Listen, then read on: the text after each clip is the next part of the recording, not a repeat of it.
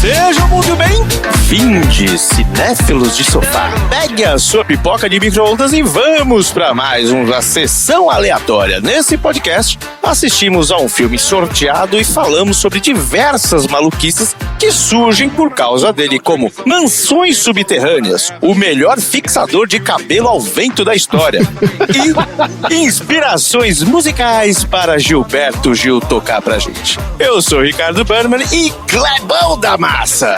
Se você fosse desenhar um personagem de quadrinhos, qual deles você gostaria de fazer? Nossa, além do Superman, eu sou aficionado pelo Questão. Questão é o que não tem cara? É, o que não tem rosto. E eu acho que é por isso que seria mais fácil, porque eu sou péssimo desenhando o rosto. Então seria muito mais fácil desenhar o Questão pra mim, já é meio caminho andado. Eu vou perguntar para o meu amigo Tom. Manda. Na verdade, essa pergunta era pro André, mas vai ser pro Tom. O Superman é o melhor herói da DC? Sim ou com certeza? Sim ou com certeza, né? Não é. Não é, mas assim, é o maioral, né? Como diria o Guy Gardner. É o maioral. É o maioral. Saiu bem. Xi, qual é a cor da roupa íntima que eu estou usando neste momento? Peraí.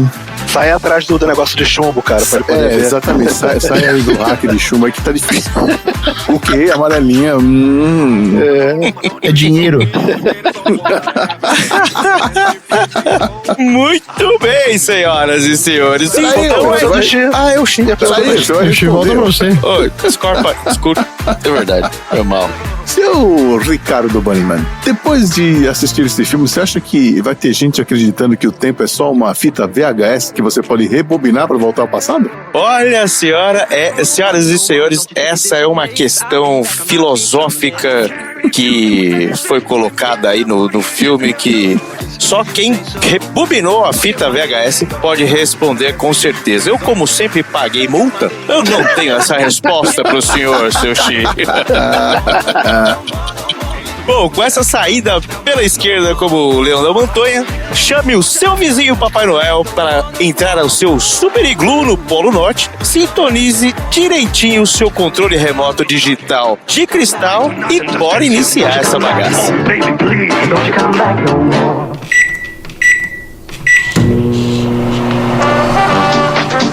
Lana, deixa isso comigo e eu levo com o resto do equipamento. Obrigada, Clark. De nada. Clark, o nosso grupo vai pra casa da Mary Ellen escutar Sessão aleatória.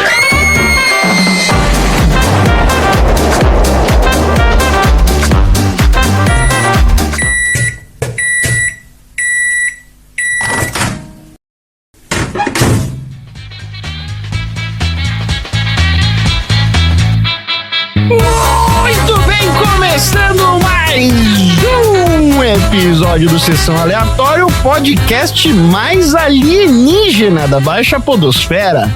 Esse aqui é o podcast preferido dos super-heróis de 1,90 e 100 quilos que precisam disfarçar-se de jornalista paspalho. Porque aqui no Sessão Aleatória a gente fala tudo sobre o que gira em torno do mundo dos quadrinhos. Por exemplo, a gente já falou sobre o Krypto, que é o centro aí do burburinho do próximo filme do Superman, que a gente falou no episódio 81 do filme Goonies. A gente falou sobre a Charlton Comics no episódio 127 do filme Watchmen e também sobre o pancão inglês John Constantine no episódio 60 do filme Possuídos. E aí, chegando muito perto do episódio 200, se você tem alguma dúvida, a Sessão Aleatória tem duas partes. Na primeira, a gente fala sobre o filme da semana sorteado de uma lista, conversa sobre as nossas opiniões sobre o filme e traz algumas curiosidades de produção e bastidores. Na segunda parte do podcast, a gente fala sobre os assuntos aleatórios que veio da nossa cabeça durante o filme. E aí vale de qualquer maluquice, qualquer assunto pode aparecer nos assuntos aleatórios, não existe tabu aqui. Então, se você não viu o filme, ou viu o filme e não gostou, não tem problema nenhum, porque aqui o filme é só uma desculpinha esfarrapada pra você dar uma bitoca no escurinho. E o que importa, na verdade, são os assuntos aleatórios que vêm depois deles. E o filme de hoje é o filme Superman, de 1978. Uma grande produção com os gigantes do Poderoso Chefão. É isso aí. E pra falar sobre como esse filme veio parar aqui, Bunnyman, Fui eu. você se lembra o que você estava fazendo no dia 24 de março de 2023? 24 de março de 2023. Às 3 horas, exatamente às 3 horas e 9 segundos. Procrastinando, provavelmente, se foi no final, se foi durante a semana. Deixa eu só te dar essa informação aqui, só pra ter certeza. No dia 24, uma sexta-feira. Tava pertinho de sextar. Tava lendo. Nesse dia, você tava colocando o filme no baldinho e você simplesmente disse o seguinte: porque ele é o pai de todos os filmes do gênero. É isso mesmo? Que isso. Olha, eu acho do gênero A gente teve outras adaptações, né, meu? A gente teve o próprio Superman na série. A gente, antes disso, teve 3 séries do Batman, né? Teve Fantasma. Teve o Dick Tracy também. Dick Tracy. Acho meio Shazam, mais ou menos, ali nos final dos anos 70 mesmo. Poderosa Isis e tal. Mas o cara, gostando ou não, querendo ou não, o cara dos quadrinhos é o Superman. Eu acho que esse filme foi a chancela de que é possível fazer um filme pra aquela época decente sobre super-heróis, sobre caras com roupas engraçadas, né? Cuecas por cima da calça, de bota, né? Que é uma coisa assim que no quadrinho você olha, é tudo muito aerodinâmico. Tudo casa no quadrinho, né? Agora, quando você transpõe pra vida real, isso é complicadíssimo. E nem pegaram um cara tão maçudo assim pra fazer o Superman, né? Pelo contrário, teve que pegar peso pra caramba pra ficar um pouco mais apresentável. Mas se eu fosse produtor do negócio e começasse a olhar, eu falaria, cara, não sei, eu acho que eu não apostaria meus níqueis aí não, cara. Então bora falar sobre o filme. O filme Superman é um filme de aventura lançado em 1978 e ele foi dirigido e roteirizado por um cara chamado Richard Donner. O filme estrela o nosso queridíssimo Christopher Reeve, a Margot Kidder, o Gene Hackman e uns lampejos do Marlon Brando. E antes da gente falar sobre os atores em si, vamos falar um pouquinho sobre a carreira do diretor. O Richard Donner foi um dos diretores mais influentes de Hollywood naquela época e ele foi muito conhecido por transformar os filmes de aventura e de ação em grandíssimos sucessos. Mas antes de dirigir o Superman, que acabou definindo o gênero dos super-heróis de cinema, como o Bunnyman disse, ele já tinha uma carreira mega consolidada na TV e no cinema. Nos anos 60, ele dirigiu episódios de séries icônicas como O Além da Imaginação e O Agente da U.N.C.L.E. E o primeiro grande sucesso dele como filme era o A Profecia de 2 anos antes, de 1976, que era um clássico, que até hoje é um clássico do terror, que colocou o nome dele entre os nomes de principais diretores da época.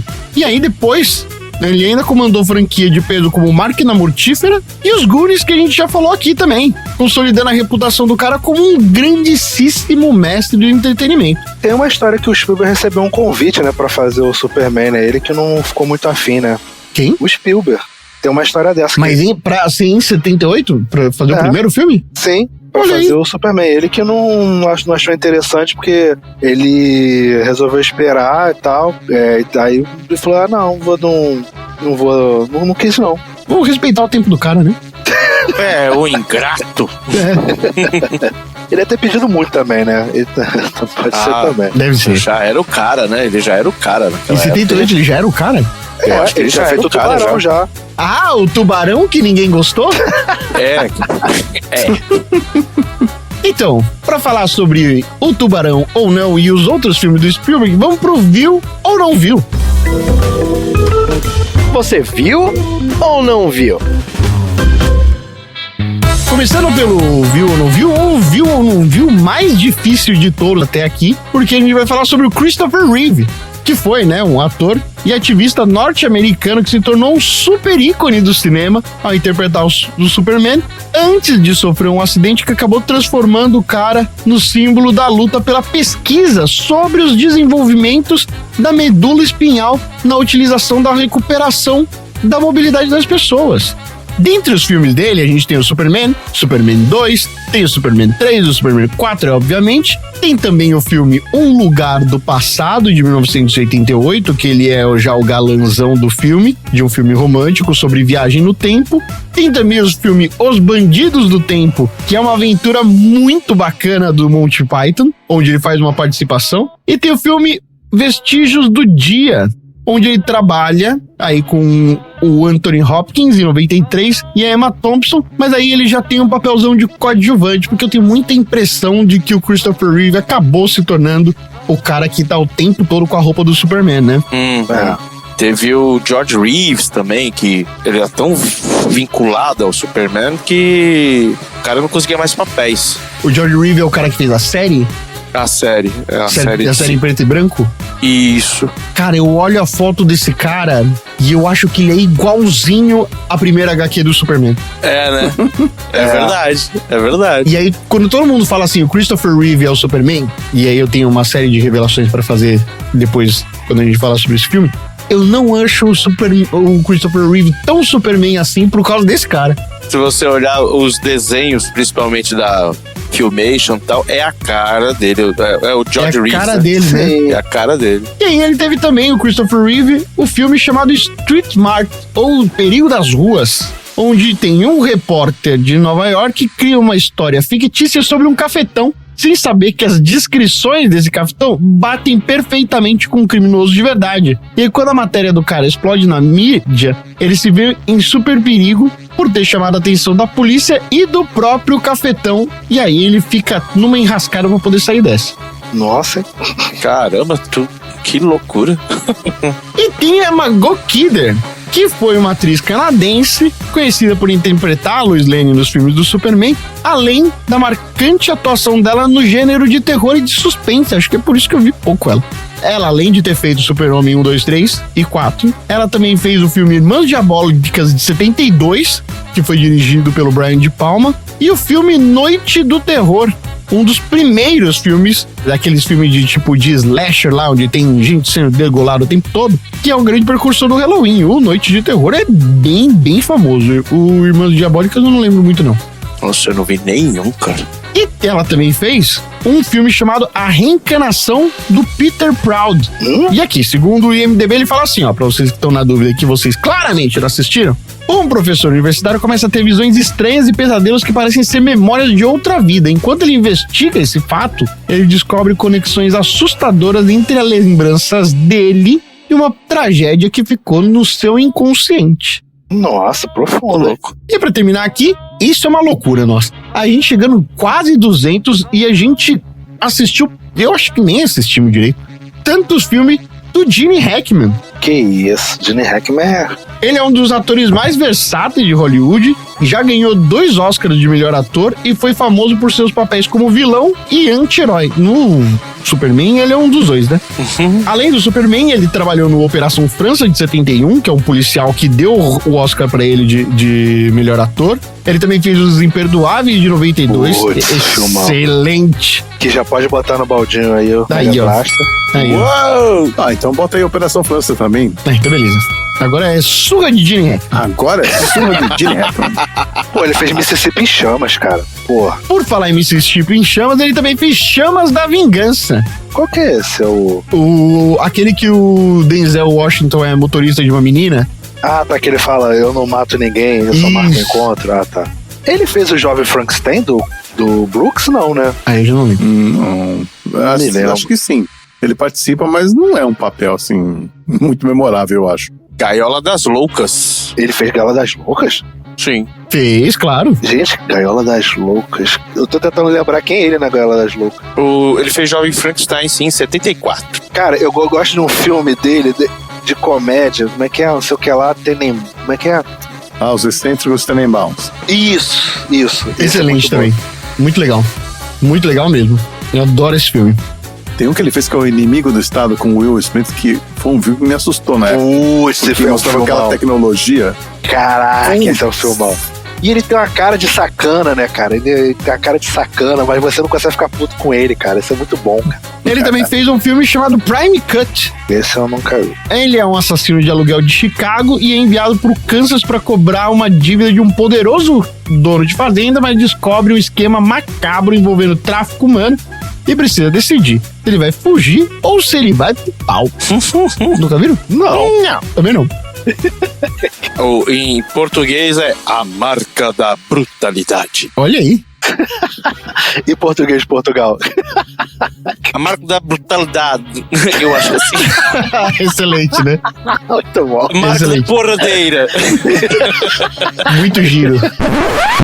Pessoal, só um comentário rápido aqui. Como vocês sabem, nossos episódios são gravados com alguma antecedência. E quando esse episódio foi gravado, ainda não tinha sido noticiado o falecimento do Gene Hackman. Por isso que esse fato não é comentado no episódio. A gente só queria deixar esse esclarecimento e nossa pequena homenagem a esse grande ator. Vamos falar sobre o Superman, Waldo, vai.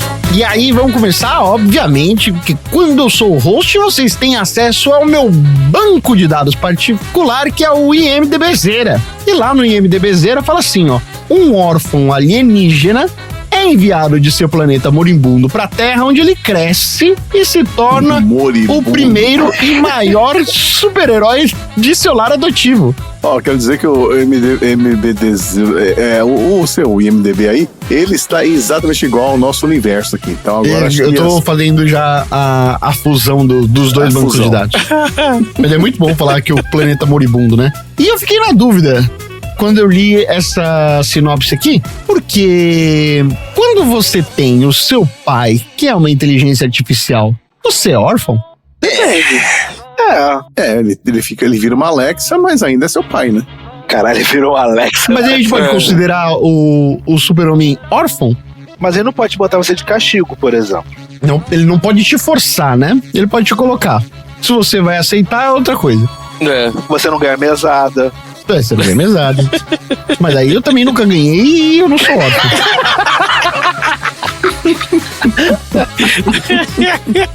Papo de playboy, né, meu Tom? Eu nunca ganhei. Tentei, pedi, nunca ganhei. Ah, Tom, o negócio é o seguinte, vai lá comprar lá meio quilo de farinha, sobrava 15 centavos, nós. Ah, é verdade, isso acontecia mesmo. Isso acontecia mesmo. Mas é o tipo de coisa que se seu pai for um holograma, ele não pode... É verdade, ele não vai te dar a moeda, né? Ele não vai conseguir te entregar a moeda. Isso é verdade. Então ele é órfão. Então ele é órfão. Vamos pra minha sinopse do filme. Muito antes de ser o herói mais poderoso da Terra, o Superman era o bebê chamado Kal-El, filho dos cientistas Jor-El e Lara, habitantes do planeta Krypton. Quando seu mundo tá prestes a ser destruído, o Jor-El decide enviar seu filho para um destino incerto, colocando em uma cápsula rumo à Terra. A espaçonave atravessa o cosmos até cair na pequena cidade de Smallville, onde o casal Jonathan e Martha Kent encontra o bebê e o cria como seu próprio filho, batizando ele de Clark Kent. Enquanto ele cresce, o Clark já percebe que é diferente das outras crianças. Ele corre mais rápido que qualquer um, tem uma força descomunal, pode até enxergar através de objetos. E ao mesmo tempo em que ele descobre o seu poder, ele sente o peso da responsabilidade que vem com ele. A morte do pai adotivo dele, o Jonathan, ensina uma lição bem pesada, que é, mesmo com toda a força que o Superman tem, ainda há coisas que ele não pode e não vai conseguir impedir. Em busca de respostas sobre quem ele é, acaba viajando para o Ártico e encontra um misterioso cristal que, quando foi ativado, acaba se tornando a Fortaleza da Solidão. E a partir daí, ele conversa com uma projeção do pai dele, Alexa Jor-El, que o guia em sua jornada para se tornar algo maior do que só um simples ser humano. E depois de anos de aprendizado, o Clark emerge da fortaleza transformado, vestido o icônico uniforme azul e vermelho com o símbolo da esperança, e chega a Metrópolis, onde assume a identidade de um tímido e desengonçado repórter do Planeta do Diário. Lá ele conhece a Lois Lane, que é uma destemida e a maior jornalista da época, que rapidamente rouba sua atenção. Mas a verdadeira estreia do mundo dele acontece quando ele salva um helicóptero prestes a cair no topo do edifício do jornal. E diante dos olhos de todos da cidade, tem um homem ali que tá voando. O Superman tá entre a gente. Mas enquanto o mundo celebra a volta de Jesus Cristo, na sombra surge uma ameaça à altura. Lex Luthor, que é um gênio do crime com planos megalomaníacos, enxerga Superman como um obstáculo. O que começa com uma ascensão de um herói, se transforma em um jogo de vida ou morte, onde o Superman vai precisar superar não só a força, mas também a sua inteligência para salvar todo mundo que ele ama e provar que um verdadeiro herói não é aquele que voa, mas na verdade aquele que nunca desiste. E é isso o filme. Vocês gostaram do filme? Você vai perguntar isso pra mim, velho? Você gostou do filme, Bunnyman? Posso contar um pouquinho da história que eu tenho com esse filme? Por favor. Eu lembro exatamente o dia que eu vi esse filme. Eu nasci em 76, então eu não pude ver esse filme no cinema. Mas eu tenho meu tio, praticamente irmão, que a gente tinha pouca diferença de idade. Um cara que me influenciou em muitas coisas, né? Inclusive música e filme. E ele contava, nossa, tinha um álbum lá que saiu na época e tal. Pra mim, ficar acordado até as 10 da noite num sábado era um absurdo, né? Quando saiu no Supercine, eu acho que 5 anos depois, 6 anos depois, e eu lembro que eu fiquei vidrado com aquilo ali. Eu pirei. E na época a gente não tinha videocassete em casa, não tinha como gravar e tal. Depois de alguns anos, a gente foi ter videocassete e aí toda locadora que eu ia não tinha esta porcaria desse filme. Mas aí, claro, quando saía na sessão da tarde e tal, eu consegui gravar e tal, eu arrebentei com a fita. E era uma fita lá, Superman 1 gravado naquela velocidade mais lenta, que era pra caber o 2, o 3, o 4 se saísse, né? Até que, depois nos anos 2000, ou final dos anos 90, eu encontrei uma locadora que alugava, cara, eu alugava todo mês eu alugava, o 1, 2, o 3, o 4, ou não, 4 não. Mais 1, 2 com certeza. E comprei box e tal, depois que foi ficando mais fácil assim. Mas, cara, eu perdi a conta de quantas vezes eu vi esse filme, cara. É mesmo? Sempre foi muito pirado no Super-Homem. É lógico que depois que você vai vendo, você vai, né, vai ficando mais velho e você vai vendo as gafes que tem no roteiro, né? Então, se você olhar hoje, eu, depois de muitos anos, foi a primeira vez que eu vi o filme de uma forma mais analítica, né? Uma delas, por exemplo, Pequeno Kal-El tá, né, singrando o universo pra chegar na Terra, e aí o Jor-El vai explicando algumas coisas pra ele durante a viagem, né? Vai colocando ali pra ele vai fazendo tipo um telecurso. Exatamente. E aí tem uma parte que vai... E aí é isso que Einstein citou como a teoria da relatividade. Ok. A nave caiu mais ou menos em 1950 e alguma coisa. Einstein estava vivo, né? Einstein, né, já tinha estourado bomba e o cacete todo. Só que, quando ele chega na Fortaleza da Solidão e vai perguntar quem sou eu? Ah, você não se lembra de mim? Eu sou Jor-El, eu sou seu pai. E nos anos, até pela contagem do seu tempo, eu estou morto há milhares de anos. Quer dizer que o Jor-El, além de um baita de um cientista, ele era tipo a mãe de Ná. Ele viu o futuro, falou, daqui milhares de anos vai nascer lá um cara que vai ser top foda, vai se chamar Albert Einstein, né? Então, esse tipo de coisa. Eu falei, cara, eu nunca tinha reparado, velho. Então, mas assim, é um filme que eu vejo e sabe aqueles filmes que você olha pra trás e fala, não veja, deixa lá na tua infância, deixa lá guardadinho, não mexe, não rela, né? Esse filme pra mim nunca se estragou, mesmo com os defeitos dele, mesmo com falhas na continuidade. É um filme que, eu não sei quantas vezes por ano eu ainda assisto esse filme, cara. Esse e o segundo, cara, eu adoro. Eu acho que a mensagem que ele traz é muito mais forte do que qualquer outra coisa. A coisa um pouco mais pura, né, de ser um herói de verdade e tal. Apesar que eu acho que ele dá umas mancadinhas aí no filme. Mas assim, a essência do Super-Homem, pra mim, tá ali. E pra mim é um baita de um filme. Não é o melhor filme. Não. É o fã falando que vai, quando tiver falhas, ele vai justificar da forma mais esdrúxula do mundo. Mas é um filme que, eu carrego no coração há muitos anos, cara. Legal. E você, Shin? Bom, eu assisti esse filme no cinema. Que inveja. Eu comecei a frequentar salas de cinema em 77, então deve ter sido o meu 4º ou 5º filme que eu vi. Eu lembro do primeiro e do segundo. O primeiro foi um filme do Snoopy, que na época o nome era Snoopy Dessas Corredeiras, mas é o nome que não tem nada a ver com o inglês. E o segundo foi Guerra nas Estrelas. Então, assim, essa questão do impacto que o Bunnyman mencionou, eu tive antes. Eu tive um Guerra nas Estrelas, que é o filme que tem eu tenho a mesma relação que o Bunnyman tem com o Super-Homem, eu tenho com Guerra nas Estrelas. A gente sabe quando a pessoa é velha, quando ela fala Guerra nas Estrelas. Exatamente. Guerra nas Estrelas. X-Men. X-Men. O cara fala X-Men. Mas pra mim é um filme que na época eu adorei. Também depois fui ver o quanto de furo, quanto de coisa errada que tem no filme. Mas pra mim, sem dúvida, Christopher Reeve é o meu super-homem. E continua sendo, mesmo com todas as novas, né, versões do super-herói, continua pra mim sendo o que define, né, o herói. Mas a relação com o filme, hoje eu não consigo assistir. Eu confesso que eu pulei várias partes aí, fiquei no celular, porque assim, tem muita coisa que não dá mais, sabe? Herege. Mas, pensando que o filme é de 78, cara, os efeitos são incríveis. Ah, não. Isso que eu ia falar, pô. Se você pegar o filme de 78 e de 88, que é aquela porcaria, que eles usaram os mesmos efeitos, Pô, o de 78 é superiorzaço. pra caramba. E são os mesmos efeitos. Como é que os caras conseguiram fazer uma coisa tão ruim em Ele tava se 88? já tava se Mas qual que é o de 88? É o 4? 4. Esse que tem um outro super lá, que é o Isso, vilão, o Sol, O isso. Homem do Sol. Nuclear.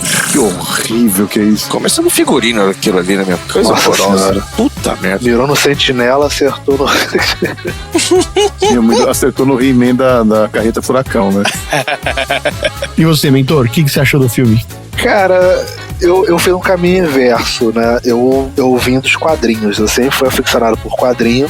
E eu nunca, na minha sã consciência, imaginei um filme, assim... E eu vi, lógico, eu não sou tão Matusalém assim, mas eu vi no VHS. Só que assim, eu fiquei tão assim, tipo, caraca, será que é o Superman que eu vejo nos quadrinhos?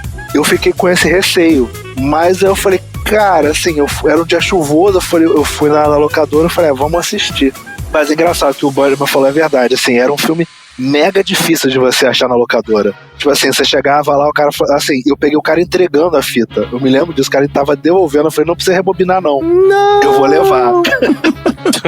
Porque era muito difícil, cara, achar esse filme na locadora. Sim. E, cara, assim, eu pirei, cara, assim, porque tudo aquilo que eu via nos quadrinhos, eu falei, caraca, eu fiquei apaixonado, assim, eu fiquei, caraca, é o Superman, caraca, assim, e você é criança, você só vê só brilhos e cores e coisas voando, e você fica, caraca, ele tá voando. Assim, lógico que não tem as malícias do filme, você não vê de modo aprofundado. Aí depois, né, mais velho, revisitando, você começa a ver uma coisa aqui, uma piadinha aqui, um furo de roteiro aqui, uma xenofobia da Lara Jorel com a gente aqui na Terra. Não que ela não esteja errada, mas assim, Na cara não. É muito né, boa tia? essa parte, né? A hora que rola isso, parece uma Malafaia falando do Bolsonaro. Deus escolhe as coisas mais inúteis. Essa parte é muito boa. é muito bom, não. E ela, tipo, falando pra gente O Bolsonaro de cabeça baixa, assim. A Lara falou assim, mas por que você vai mandar ele pra esse planeta horroroso? de selvagens, né? Não que ela esteja errada, mas assim, Calma, né, moça? Porra, mas peraí, gente. é isso limpinho, né? Aquela parte da Lois Lane sendo a melhor repórter, pô, ela não está sabendo escrever, cara. Vai Tudo tomar ela- no cu, né? Cara, Nossa, isso me isso é irrita foda, né? muito. Isso me irrita muito, assim, muito, assim. É o que o Bunnyman falou, eu sou fã, então assim, não relevo muita coisa, você dá relevado e tal, mas, cara, assim, é surreal, assim, ainda pra mim, lógico, vou ter que sair agora ver o filme de James Gunn, que vai ser agora pra saber como vai ser Superman e esse Clark, mas pra mim ainda, o Christopher Reeves é a melhor composição Superman e Clark Kent, assim, é surreal, assim, Isso é verdade. você vê quando ele tá na casa dele, que ele tira o óculos pra contar. Nossa. E você vê a postura e a voz, aí depois ele põe um óculos. É muito surreal, assim. Ele ainda não teve. A série Superman e Lois, o cara, ele conseguiu um pouco pegar a essência do Christopher Reeve, mas ainda não é ele, lógico. Mas, cara, é genial, assim. Nossa, E aquilo que o Bunnyman falou, é a essência do Superman, assim. Quando ele salva o gatinho, ele já vem dando um conselho pra menina. Quando ele pega o cara, ele fala, olha, o crime não compensa e tal, olha, sabe, ele vem sempre com uma coisa assim, não, olha, eu acho que você está errado e tal, uma coisa, é ele, cara, assim, é o Superman, cara, é isso, essa essência que eu quero, entendeu? Não é o Superman depressivo, chorando no canto, chorando que a mãe dele, e da Marta, e não sei o que lá e tal, e falou que o mundo é ruim. Eu te odeio, Snyder, já quero só te falar. Só queria deixar isso. Ele é da época que o super-herói não era um anti-herói, né? Ele era um super-herói mesmo, né? Sim, e aí isso que me incomoda, por causa desse pau no cu desse Snyder, aí começou essa leva de versões malignas do Superman, o Omni-Man, o Homeland. Caraca, maluco, isso me irrita profundamente, cara. Mas, ô mentor, o cara vai fazer 90 anos. Talvez os caras tenham que cavucar de algum lugar. Não tô falando que eu concordo. Mas eu acho que eles têm que cavucar coisas diferentes, né? Pô, cara, mas não pode tirar o cerne do negócio, sabe? Sei lá. Aí todo mundo adora aquele Superman do Injustice. Nossa, ele matou o Coringa. Nossa, não sei o que lá e tal. Cara, se não é o Superman, sei lá. Quase ninguém fala. O Gene Hackman como Lex Luthor é muito bom. Eu sei que todo mundo fala assim, não é o Lex Luthor, não sei, cara, mas putz, ele é muito bom, cara, assim, ele tem uma vibe muito escara, vocês estão cercados de idiotas, assim, é muito bom, cara. Isso é, ele deixa bem claro isso, né? Cara, a história da fórmula do que era no chiclete? Nossa, eu não lembro, mas a fórmula do segredo do universo, não lembro. Isso, pode estar numa base do chiclete e tal. Aí ela fala, não, imagina que absurdo. Ele olha assim, tipo, tolinha, ela não sabe que tá lá no chiclete ping-pong lá, toda a fórmula do universo. E o cara lendo o chiclete, assim, tipo, cara, isso é muito bom, cara, isso é genial.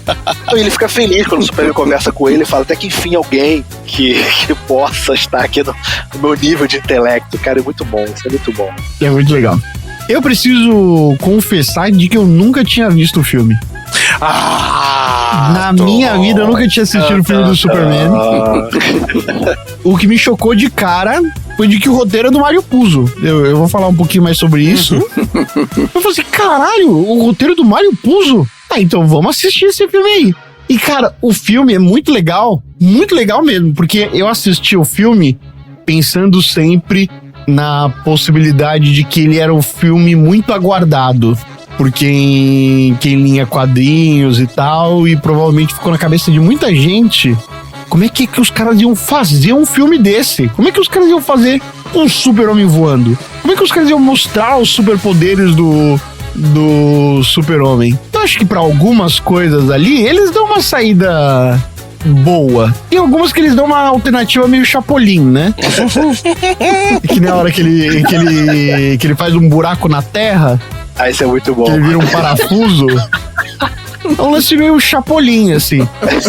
Mas é um filme maneiro. É um filme maneiro porque ele consegue... A primeira hora do filme não aconteceu nada ainda. E o Mário Puzo sempre foi muito bom, né? Em dar grandes argumentos.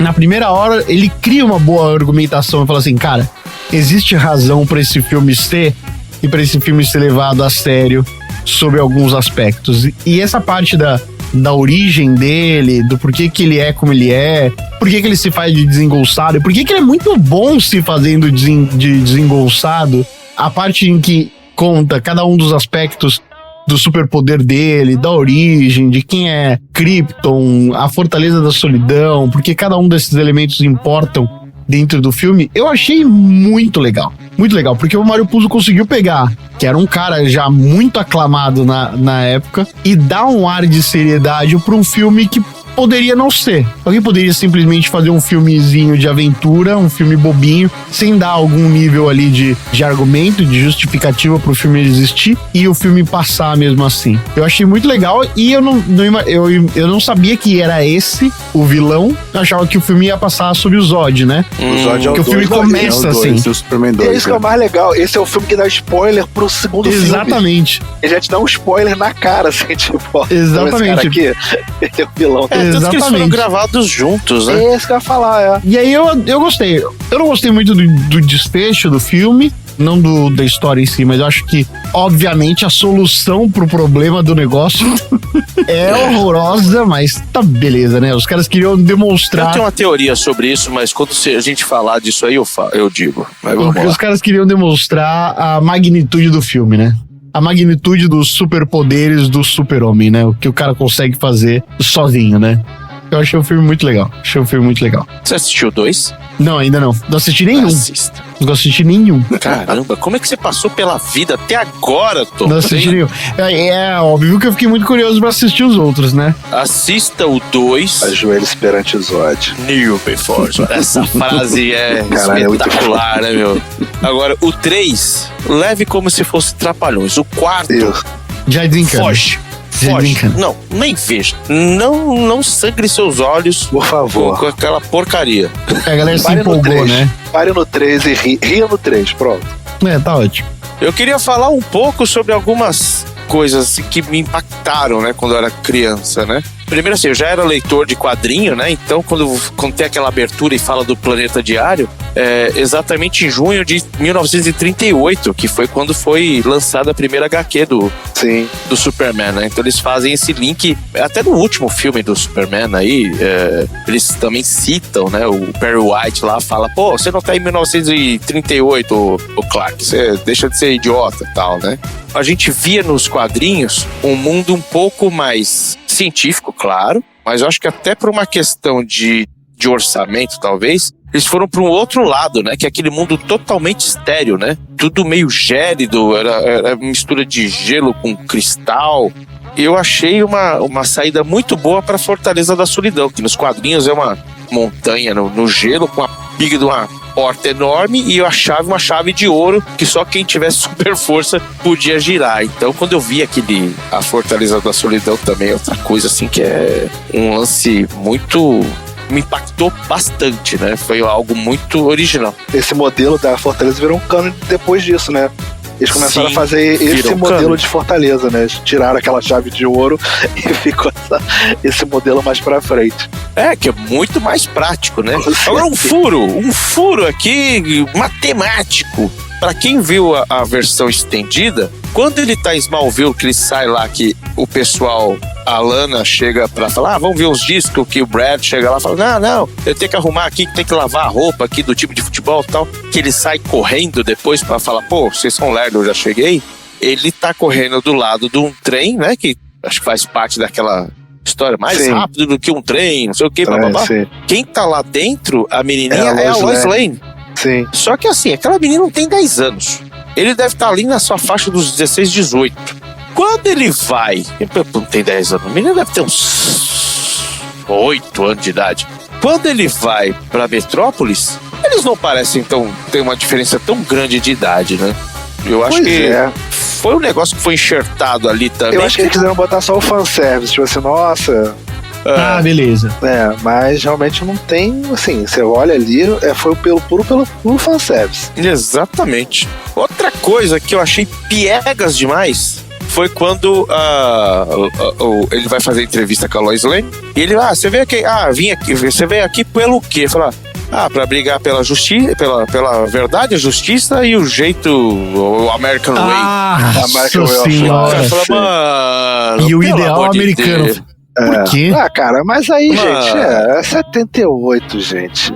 Pela mãe do guarda, meu, eu olhei aquilo e me deu vontade. E na tradução, se eu não me engano, na tradução original, eles não traduzem dessa forma, né? Eles colocam outra coisa, porque aí são outros mercados, né?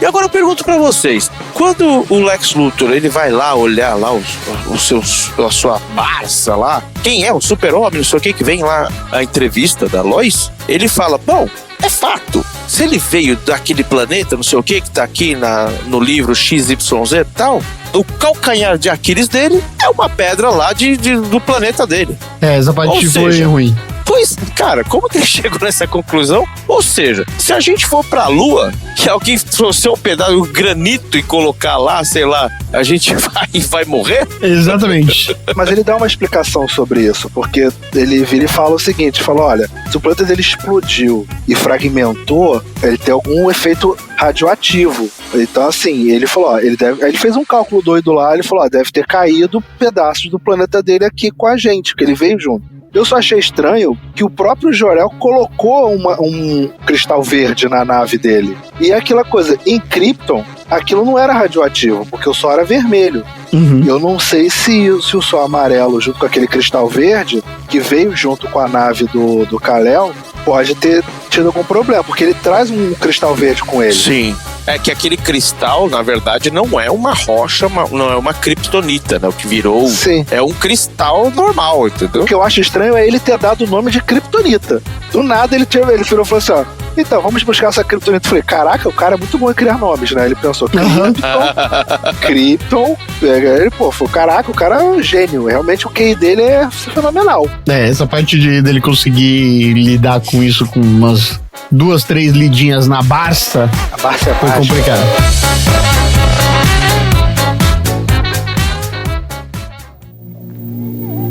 Ele vai desafiar sua gravidade. Parecerá com um deles. Não será um deles. Não. A densidade da sua estrutura molecular o tornará mais forte. Será estranho. Diferente. Ele será rápido. Será invulnerável. Isolado. Sozinho. Não estará sozinho.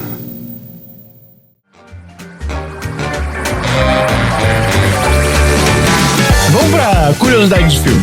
Antes do Super-Homem ganhar a vida no cinema, os direitos do personagem estavam na mão de 2 produtores, que era um casal, chamado Alexander e Ilya Salkind. E eles já tinham feito um baita sucesso alguns anos atrás, que era Os Três Mosqueteiros. E quando esses produtores resolvem fazer o Superman no cinema, eles sabiam que eles iam precisar de um roteiro bom pro primeiro grande filme de super-herói da história. E aí eles queriam trazer um nome de peso para dar credibilidade ao projeto e trazer uma abordagem gigantesca, épica pra narrativa do que ia ser o Homem de Aço. E aí foi quando eles decidiram trazer o Mário Puzo, que é o cara que simplesmente escreveu o roteiro dos 10 maiores filmes da história. E ele foi um dos maiores sucessos de bilheteria da década. Na época, o Puzo era um dos roteiristas mais disputados de Hollywood e a contratação do cara era para conseguir transformar o Superman em algo que era maior do que só um filme de ação e de aventura. O casal, Salkind, eles queriam fazer a história com um peso muito dramático, um filme com uma estrutura bem sólida e personagens bem cativantes. O Puzo recebeu um cachê gigantesco de $600 mil para a época, o que era muito dinheiro, para escrever o primeiro script do roteiro, que pra época, só pelo primeiro rascunho, era um valor gigantesco, era mais de $20 milhões hoje. O que aconteceu? O Puzo entregou um roteiro gigante, com mais de 500 páginas, e ele cobria não só o filme, mas 2 histórias inteiras, o Superman 1 e o Superman 2, que acabaram também sendo filmados ao mesmo tempo. Só que, apesar da habilidade dele com trama complexa ali e uma narrativa bem detalhada, o Puzo não era um grande especialista em história em quadrinho e nem no Super-Homem.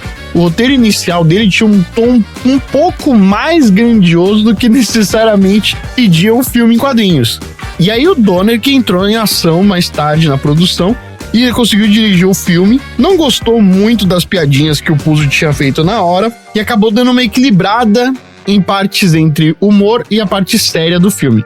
Ele queria dar, esse equilíbrio de humor e drama, mas sem fazer com que o filme caísse numa galhofada. E aí, depois do roteiro do Puzo, o texto passou pelas mãos de outras 3 pessoas. O casal David e Leslie Newman e o Robert Benton, que acabaram dando uma história finalzinha pro filme. E aí, quando o Donner resolveu efetivamente dirigir o filme, começar as gravações do filme, ele achou que as mudanças estavam deixando a história um pouco caricata demais. E aí, pra dar seriedade e refinamento do roteiro, ele trouxe um 5º cara, chamado Tom Mankiewicz, que era um roteirista conhecido pelo seu trabalho nos filmes do James Bond. Uau. E foi esse cara quem deu o toque final do roteiro, ajustando as conversas e garantindo que o Superman tivesse um tom mais épico, coeso e com transições melhores entre a gracinha e a parte séria. Tanto que, apesar de não ser acreditado oficialmente como roteirista, ele acabou recebendo o título de consultor criativo lá nos créditos do filme. Apesar do roteiro ter sido amplamente reescrito por várias mãos, a estrutura principal da história e vários elementos do filme ainda ficou e foram ideias principais do Mário Puzo. E ele chegou a dar um tom mais mitológico ali para a origem do Super-Homem, do começo, onde coloca a família El dentro da história, o julgamento do próprio Jor-El, e estabeleceu o arco narrativo e argumentativo da existência do herói, algo que ia influenciar praticamente todos os filmes de super-herói que ia ter depois. O que mais tem é uma bela de um tempo gastado em todos os outros filmes para você conseguir justificar a existência daquele herói.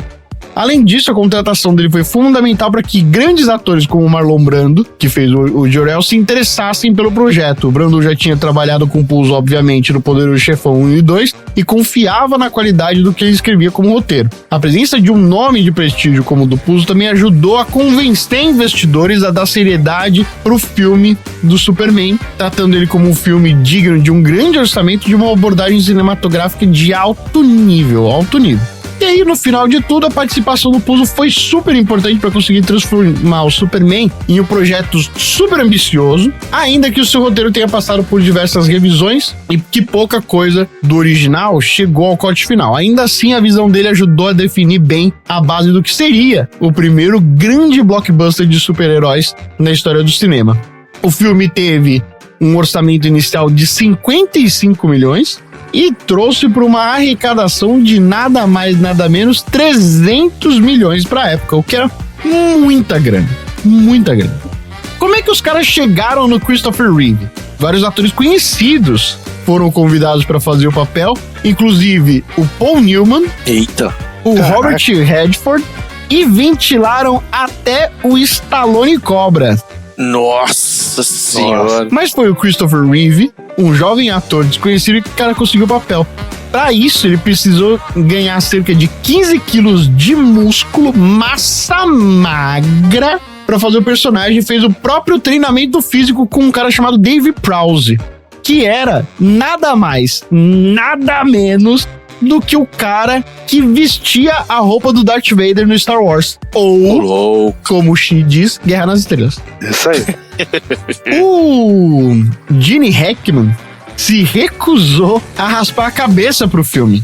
Ele não queria raspar o cabelo de jeito nenhum para fazer o Lex Luthor, e a solução foi fazer com que ele usasse perucas extravagantes ao longo do filme todo. No final, ele acabou topando só raspar o bigodinho, e isso só aconteceu porque o Richard Donner, o diretor, prometeu que ele também faria o bigode dele. No final das contas, o Donner fingiu que raspou o próprio bigode, e o Gene Hackman acabou aceitando e falou: foda-se, já tá assim mesmo. Já foi. Os efeitos especiais é que teve um bloquinho aqui que vale a pena. Antes do filme sair, foram colocados diversos outdoors escritos: você vai acreditar que um homem pode voar. Só que, pra todo mundo que tava imaginando que pudesse vir um filme do Super-Homem, achava que isso ia ser dificílimo de se reproduzir, e as pessoas duvidaram do filme. Aí, quando eles viram que a tecnologia que eles desenvolveram lá era aquele que até hoje as pessoas usam, né? Que eram os cabos ou as animações toscas, né? Do Super-Homem, que ele fica trocando o braço o tempo todo pra mudar de direção. A equipe desenvolveu uma série de técnicas maneiríssimas, que eram esses cabos invisíveis, a projeção frontal, que é pegar o cara que é pegar o Super-Homem de frente, e o revolucionário sistema de chroma key. Olha aí. Eles também utilizaram um método super novo na época chamado Zoptic, que permitia dar a ilusão de profundidade ao movimento do personagem nos ares, que era o momento em que o Super-Homem ficava pequenininho e depois ele crescia, pequenininho e aí parecia que ele tava realmente ficando, né, voando a uma distância muito grande da câmera, quando na verdade as pessoas acabavam só fazendo uma animação dele diminuindo. Caraca. Em 78 ele foi um mega marco na história do cinema. A crítica ficou muito impressionada com os efeitos especiais. Eu fiquei muito impressionado com a roupa que brilha, de Krypton. A grandiosidade da produção e a interpretação carismática do Christopher Reeve, que era maneiríssima. Até hoje, o filme tem 94% de aprovação no Rotten Tomatoes. Foi indicado a 3 Oscars, vencendo o prêmio de efeitos visuais daquele ano. Olha aí. E é isso, as curiosidades do filme. Bora pro troféu aleatório? Bora.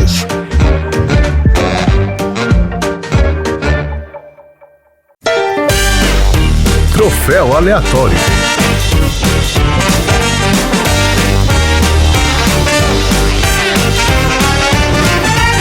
Então Então é isso. Estamos chegando aqui no momento mais premiado da história do universo. O maior troféu de Krypton. Pra isso, Xi, como é ganhar um troféu aleatório? Bom, ganhar um troféu aleatório é como você cair de um prédio e ser salvo por um alienígena voador e de quebra assistir de camarote ele salvando um helicóptero. Boa. E qual é o seu troféu aleatório, Chico? Meu troféu aleatório é o troféu Negacionistas do Carvalho. É igual o meu. Corre pra trocar.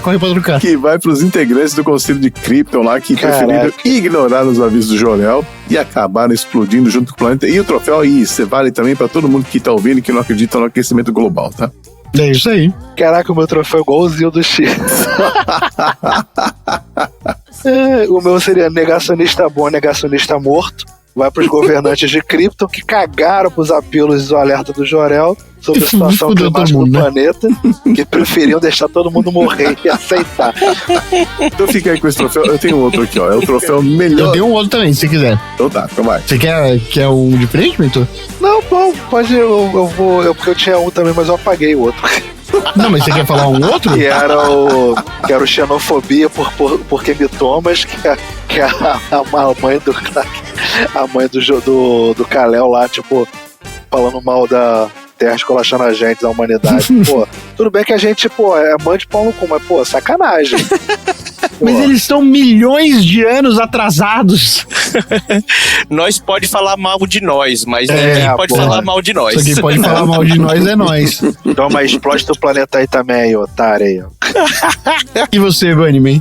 Meu troféu aleatório é pra esse pai que é um troglodita, apesar de ser um cara extremamente inteligente, mas ele exigiu que o filho dele passasse 12 anos no colégio interno chamado Fortaleza da Solidão, explicando as coisas do coração, do universo, da alma, da vida, filosofia, não sei o que, tudo, e só liberar o cara com 30 anos pra ir pra rua. Como é que esse menino fez faculdade de jornalismo pra escrever?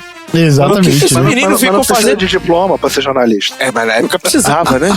Na época precisava, não precisava, não? Não, ao contrário, na época não precisava e agora precisa. Agora precisa e tá desprecisando de novo, eu acho, né? Mas eu acho que é um absurdo, né? O menino, ele não pôde namorar, ele não pôde, sei lá, ele não pôde ver um filme no cinema, cara. Ele não pôde ver o E o Vento Levou. Ele não pode ver Star Wars, ele não pode ver nada. No filme ele deixa bem claro, né? Ele é o critério de contratação. Ele é o datilógrafo mais rápido que eu conheço. Pois é. Critérios de contratação. E no filme ele deixa bem claro que o menino tava ansioso pra chegar a essa data, né? Pois é. É bem por aí. Eu tenho 2 troféus. E os 2 são bem no comecinho do filme. Com 5 minutos de filme eu já tinha 2. O primeiro...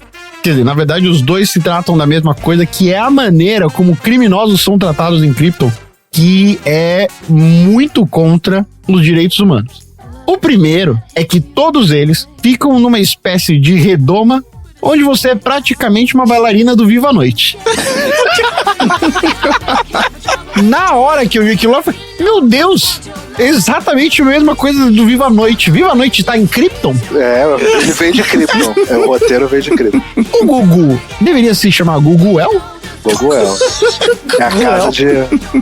E o outro que é a pior punição que alguém recebe na sua vida, que é ser sentenciado a passar a eternidade num ônibus lotado, que é o que passa com os 3 no coisa, né?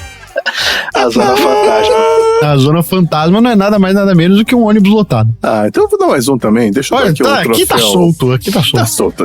Vou dar o troféu Insider de Tecnologia Têxtil, que vai pro vestido da Lois Lane, que consegue mantê-la viva nas temperaturas congelantes acima das nuvens. Putz, é verdade, hein? Isso é verdade.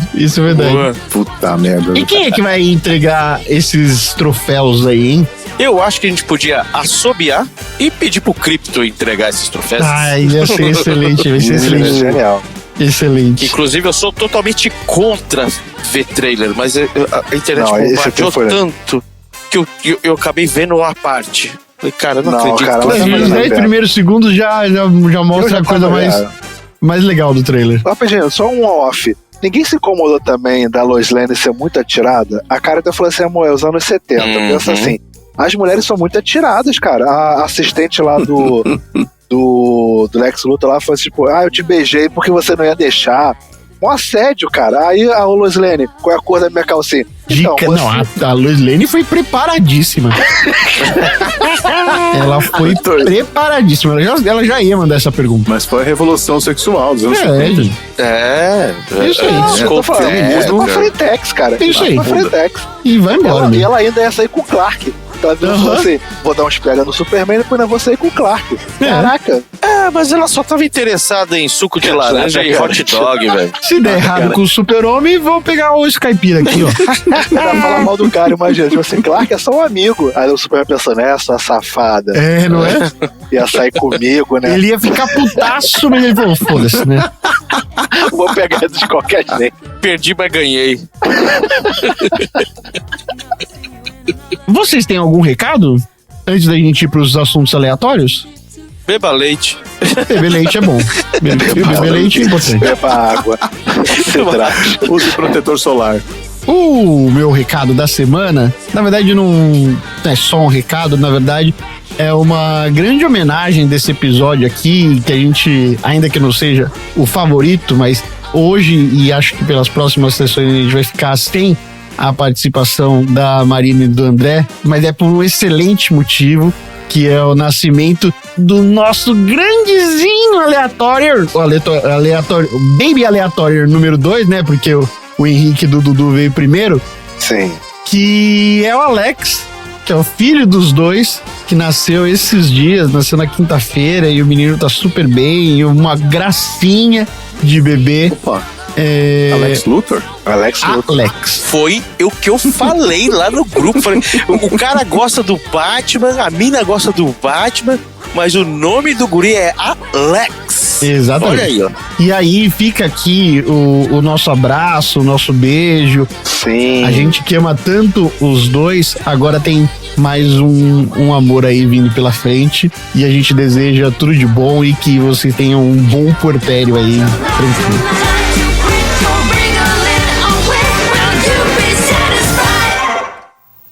1,90 m. E quanto você pesa? Mais ou menos uns 100 quilos. Mais ou menos 100.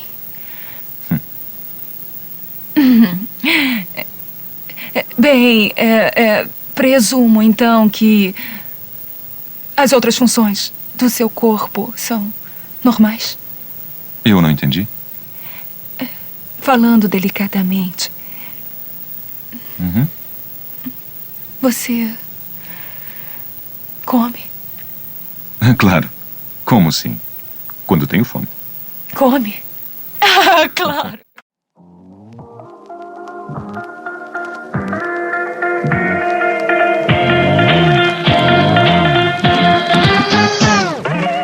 Vamos aos assuntos aleatórios. Começando que, como a gente sempre fala, o assunto aleatório da semana é aquele pendrivezinho que, sem querer, você deixa cair no chão no meio do nada e, de repente, ele vira uma grande mansão super tecnológica. Opa! Você tá em água de lindóia, tropeça, deixa cair seu pendrive. Vira um negócio estratosférico no meio de uma fonte de água mineral. Imagina o IPTU desse lugar. Chico, qual é o assunto aleatório da semana? Vamos lá, no filme de hoje a gente viu a Lois Lane tentando entrevistar o Super-Homem, né? E fazendo umas perguntinhas um tanto invasivas, né? Que tá querendo ali saber se as partes dele funcionam. As partes, no caso, o estômago e o intestino, né? A Lois safadinha queria perguntar de outra coisa, mas na hora H não teve coragem, né? Até fiquei pensando, pô, se ela fosse entrevistar o Batman, ela ia fazer que pergunta, né? Ia perguntar se o Batman, enfim. E esse cinto aí, hein? Esse cinto é de utilidades mesmo? Deixa eu ver o spray anti-tubarão. Aí eu pensei, né? Tá aí, são tantas perguntas sem respostas no mundo dos super-heróis, então eu achei que tava na hora da gente tentar responder algumas delas. Então, no assunto de hoje, nós vamos divagar sobre a realidade dos super-heróis. Começando com o próprio Superman.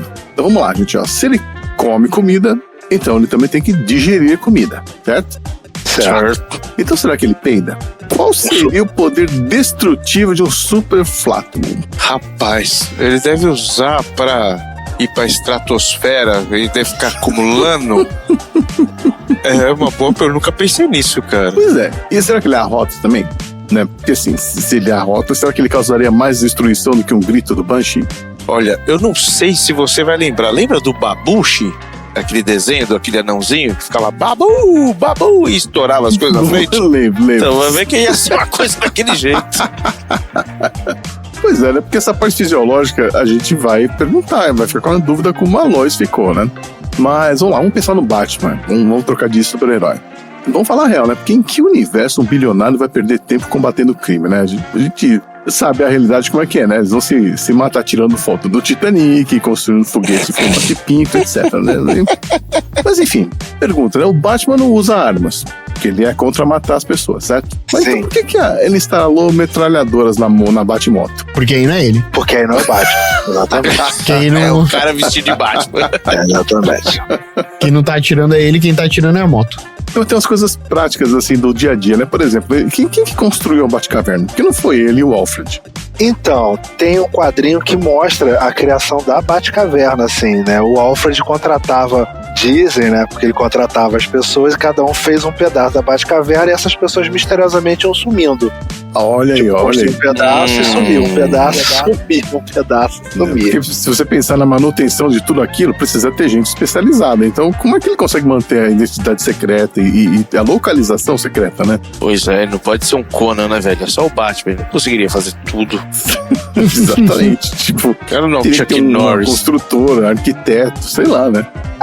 O Ennis, sei lá, faz um laranja da Ennis Enterprise aí, o Ennis Construtoras, o Ennis Empreiteiras. Alguém tem que ir lá arregaçar as mangas e sabe, construir o negócio, né? Então, não faz muito sentido aí, né?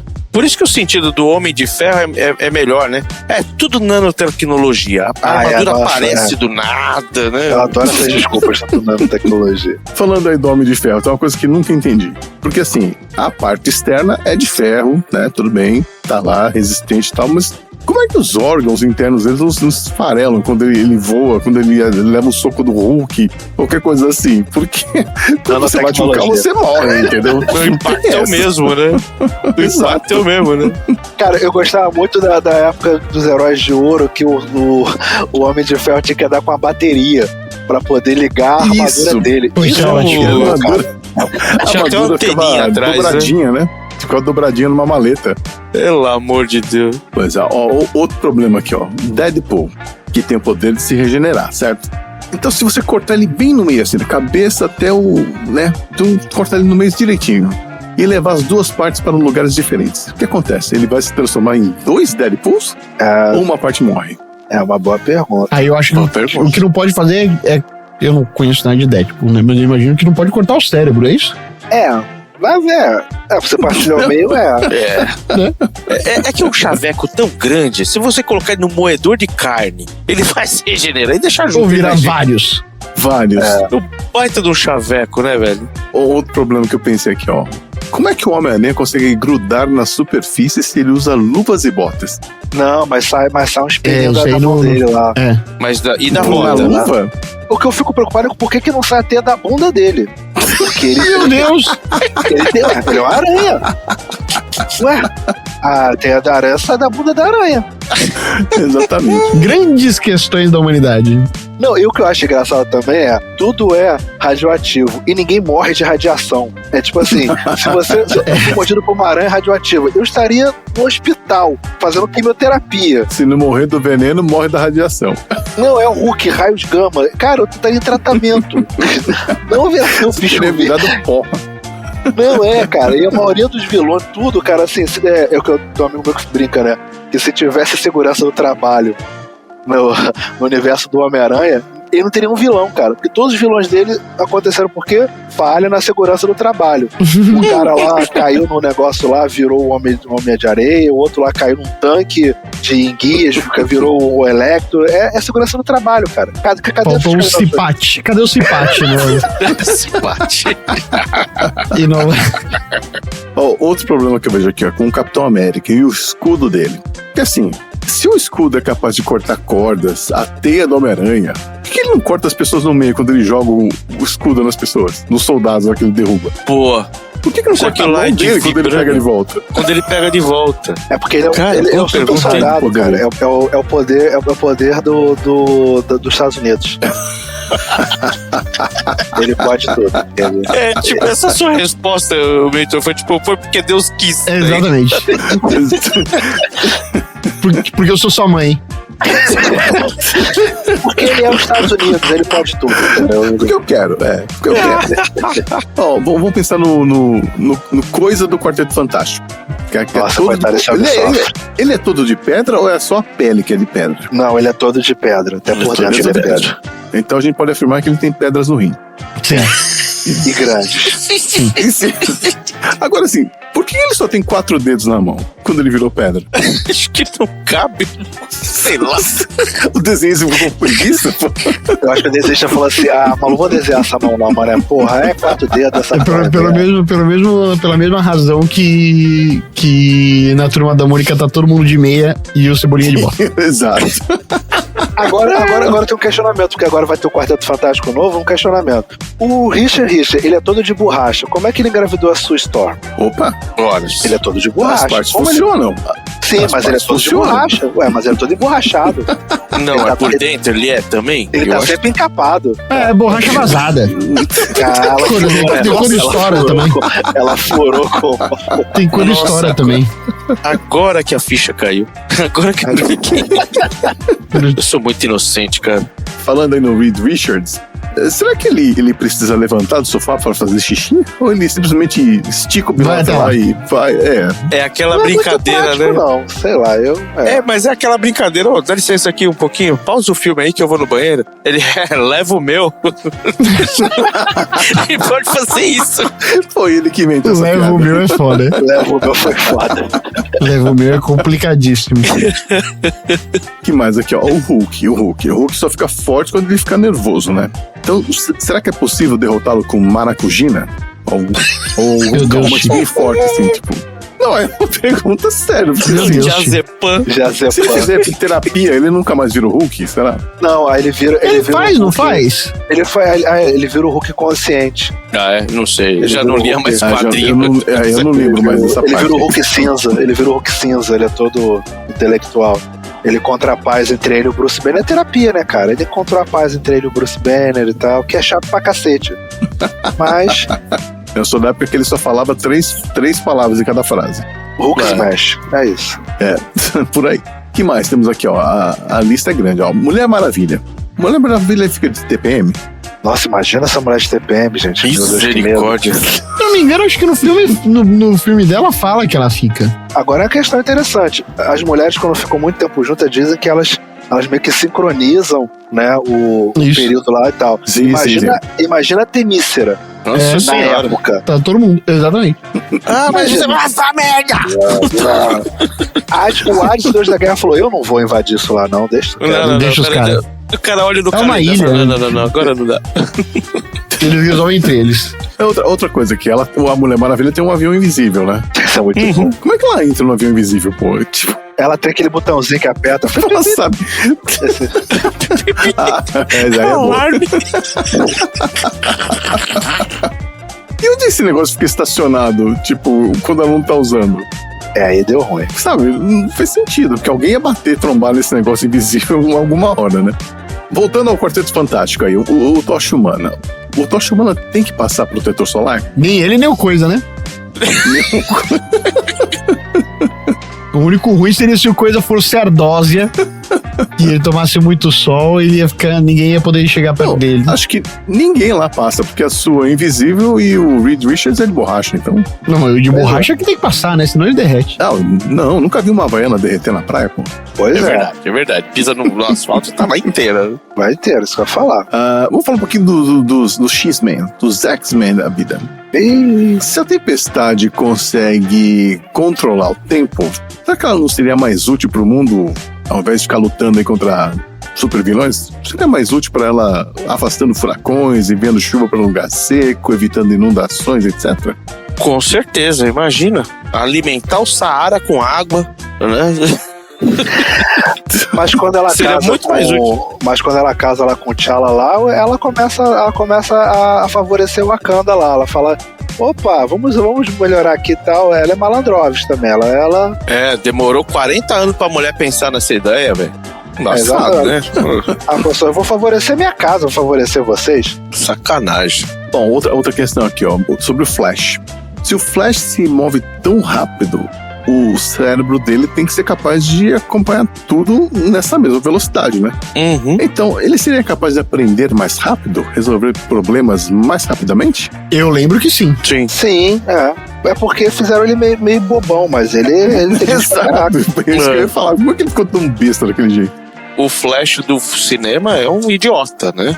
Mas o dos quadrinhos lá, o Barry Allen, ele é inteligentíssimo. E como é que as roupas dele não queimam com a fricção quando ele sai correndo por aí? O uniforme é preparado. Fricção, porra. É a força da aceleração. Eu gosto que tudo tem explicação. Explicação, tipo assim, foda-se. Parece religião, tipo. A explicação assim, ó, é isso. Tipo assim, você canta força da aceleração. Tá, mas o que é força da aceleração? Força da aceleração. Tipo assim, não questione força da aceleração. E a última aqui, o último questionamento sobre o Demolidor. Vocês acham que ele usa desodorante ou não? Mas qual Demolidor? Ah, tá, o Demolidor, tá, o Demolidor, o Homem Sem Medo. O Temerário, que é o Brasil. A tradução do Demolidor, Temerário. O Temerário. Caraca, eu adoro o Brasil. Mas por que ele não usaria desodorante? Não, porque ele tem um super olfato, né? Então, ou ele escolhe ficar cheirando aquele perfume o tempo todo, ou ficar cheirando suor o tempo todo. Na verdade, não tem um super olfato. Não, ele tem todos esses. Não, ele cheira que nem um morcego, o rato, tipo o sonar. Mas ele não tem um super olfato.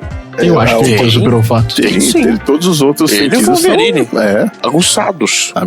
Inclusive, se o Superman soltar aquele super peido que o Xi falou, puta, tá ferrado. Ele vai ouvir do outro lado do mundo.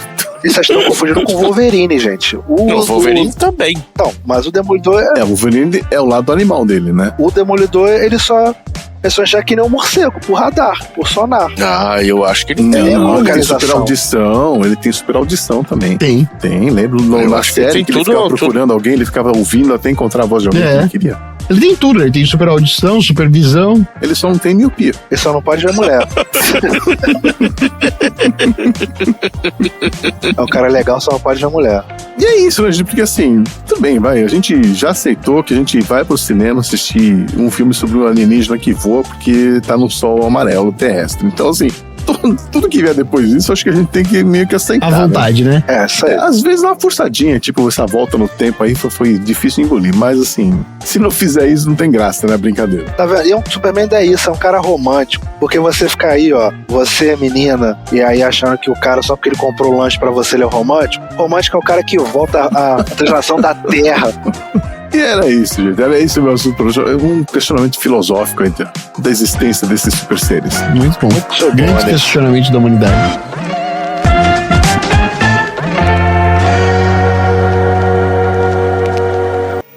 No momento em que retornar aos limites de sua galáxia, 12 anos de seu tempo terão passado. Por este motivo, escolhi a Terra para você. Chegou o momento de retornar ao seu novo mundo e servir à sua humanidade coletiva. Viva como um deles, Kal-El, para descobrir onde sua força e seu poder estão escondidos. Mas mantenha sempre em seu coração o orgulho de sua herança especial. Os habitantes da Terra podem ser um grande povo, e eles querem ser. Falta apenas a luz para mostrar-lhes o caminho. Por este motivo, acima de todos, por sua capacidade de serem bons, eu mandei para eles você, meu único filho.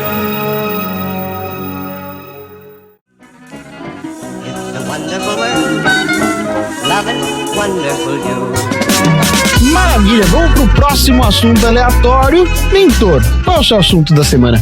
Então, esse filme maravilhoso, ele trouxe a mitologia do maior símbolo da DC Comics, que é o Superman, mas o nosso herói, ele não é apenas um cara de cueca em cima da calça. Ele é muito mais que isso. Ele é um símbolo de esperança, um modelo pro mundo, e o meu assunto aleatório de hoje vai ser uma parte mais filosófica. Eu vou falar sobre o Superman e a filosofia da esperança. Olha aí! O que é essa esperança que o Superman traz, assim, que você olha e dá aquele quentinho no seu coração, que você fala assim, eu vou esperar até o último segundo porque eu vou ser salvo pelo Superman. Então, o Superman, desde a sua criação em 38, transcende o arquétipo do herói como um protetor invencível. Ele é um ícone de esperança, porque encarna a ideia de que mesmo diante da adversidade, ainda há a possibilidade de fazer o bem e inspirar os outros a serem melhores.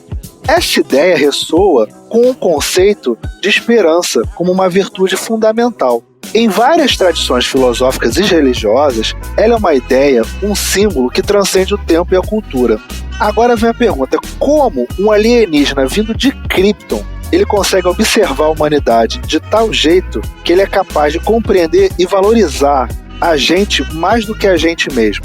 Ele é um farol de esperança. Ele é um lembrete de que a bondade e o altruísmo, mesmo em um mundo marcado pelo cinismo, são valores que não podem ser perdidos. Você percebe que o Clark, mesmo bobo, mesmo sendo aquela pessoa e tal, ele é sempre gentil, ele é sempre educado, pontuando justamente isso. Como é uma visão de como ele enxerga a humanidade. O Clark Kent, o Kal-El, cresceu como humano, mas ele nunca foi um humano. Ele é um estrangeiro, em todos os sentidos biológicos, culturais e existenciais. Contudo, essa perspectiva externa é o que permite compreender a humanidade de uma forma mais profunda. Ele vê em nós o potencial para a grandeza, mesmo quando somos incapazes de enxergar isso em nós mesmos. Essa visão se alinha à ideia filosófica de que a humanidade não é definida apenas pelas suas falhas, mas pela sua capacidade de superá-las. Essa compreensão reflete a máxima do filósofo do Sartre: o homem está condenado a ser livre. Superman acredita na liberdade humana de escolher o bem, mesmo quando as circunstâncias pressionam para o oposto. Ao contrário de vilões que veem os humanos como fracos e corruptos, ele conhece que é exatamente essa luta interna que torna os atos de bondade tão significativos. Agora eu quero só levantar uma questão para vocês. Vocês acham que a criação do Superman em Smallville fez a diferença dele ser o que ele é? Você acha que ele, se fosse criado, sei lá, em outro lugar, ele seria uma outra pessoa? Eu acho que sim. Com certeza. E a época também. Porque se ele fosse nos dias de hoje, ele seria um trampista fudido. Sem dúvida também. Embora o Superman tenha sido criado nos Estados Unidos e inicialmente carregasse os traços do ideal americano, do pequeno farm boy, ele rapidamente transcendeu as fronteiras para se tornar um símbolo global. Ele não luta por um país ou ideologia, ele luta por princípios universais como justiça, compaixão e empatia. E isso é importante em tempos de polarização, quando divisões culturais e políticas tentam fragmentar os valores comuns. Cara, tem uma série do Superman Lois, que é essa nova série que eu recomendo muito pra quem não assistiu, que teve que ser cancelada por conta do filme, né? Porque o James Gunn mandou cancelar, porque não pode ter outro Superman sem ser o do filme. Eu não acredito, foi isso? Foi por causa disso. É absurdo.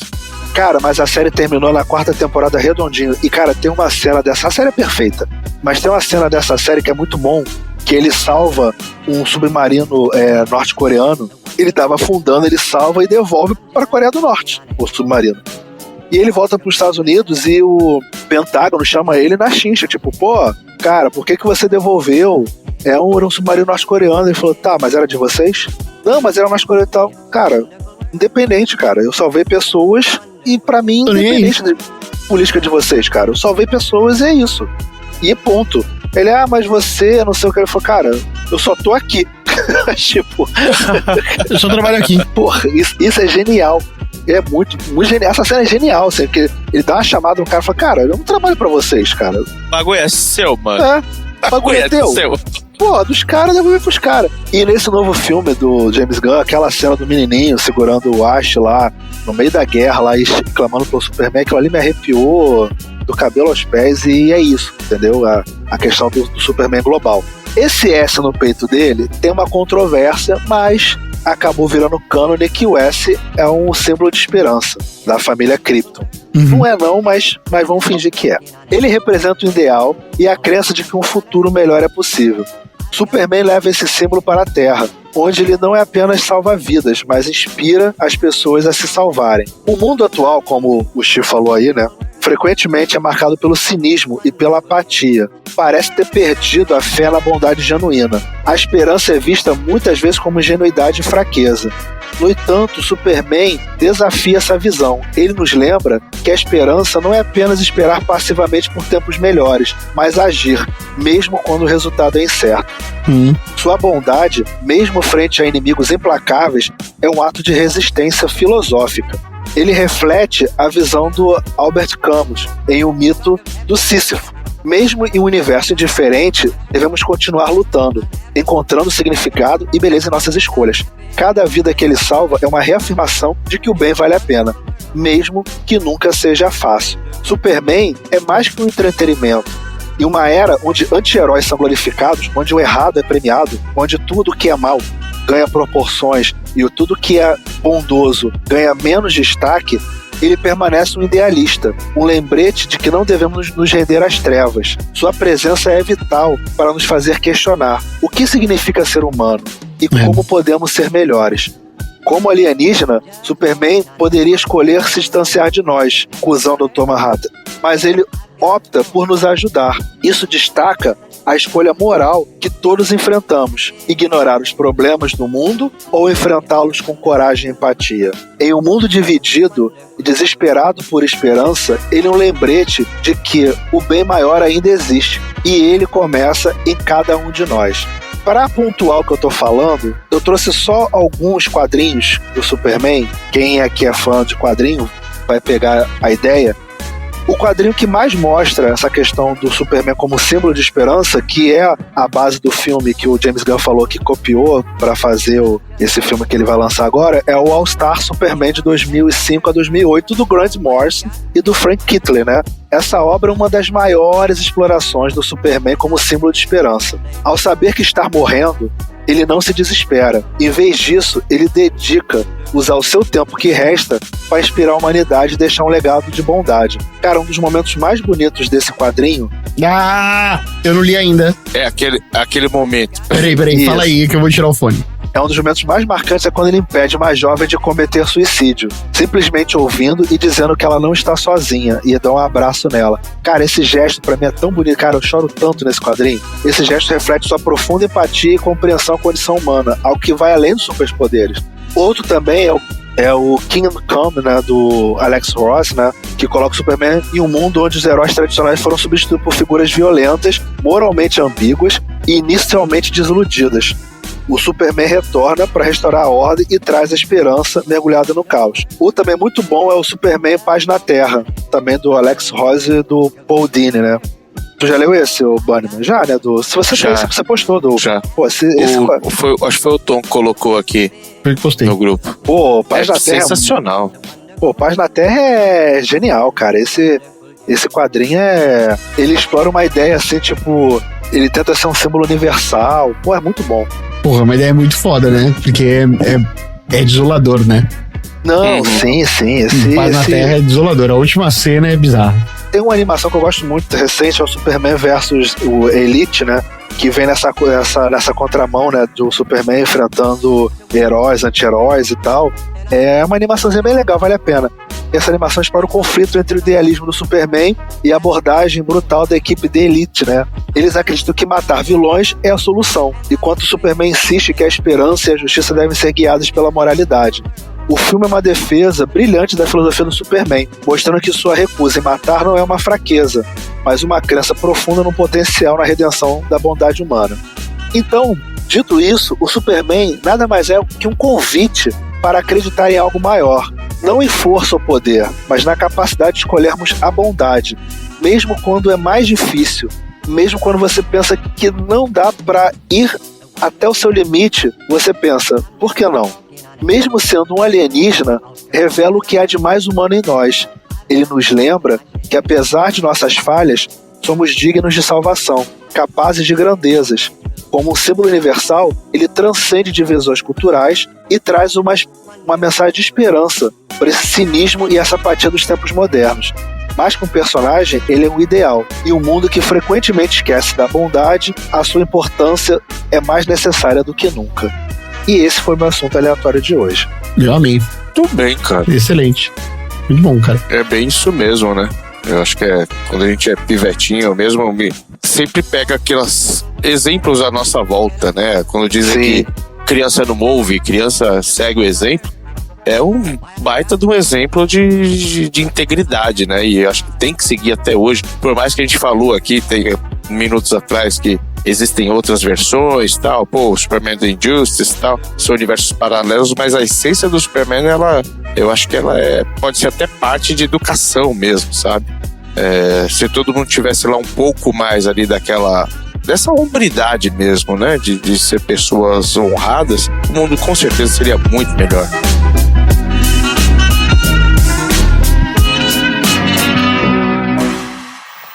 Sim, Lex.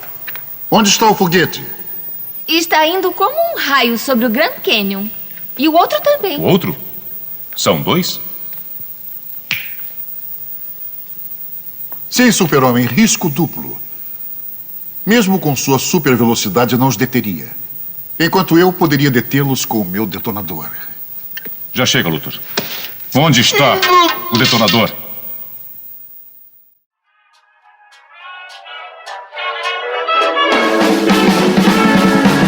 Vamos pro último tema da semana. Bunnyman, qual o seu tema aleatório? Muito bem. Bom, eu leio quadrinhos desde, 82, 83 e tal, e eu sempre gostei muito dos Super Amigos e tal, sempre gostei de super-herói, né? Eu acho que até contei uma história aqui, de uma das vezes que eu tive aqui, que meu pai era muito conivente comigo, né? Eu fiquei um mês sem ir pro prezinho, porque eu queria ver o Batman de manhã na TVS, na época, né?